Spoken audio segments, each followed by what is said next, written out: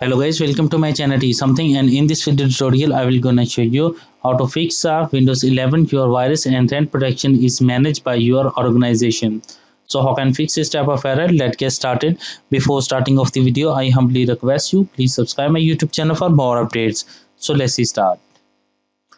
Okay guys, in the search box type of registry editor. Open registry editor, right click run as administrator privileges. After opening that, first of all select a HKey local machine and expand it. After that, select a software and expand it. Go to your policies and expand it. After that, find out a Microsoft and expand it. After doing this step, select a Windows Defender. After doing this step, delete the disable anti-spyware. Select it, right click and click delete to click yes to continue. After doing this step, close the registry editor, close it.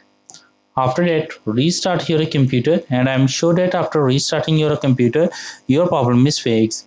I hope this video is helpful for you. Thanks for watching and please subscribe my YouTube channel.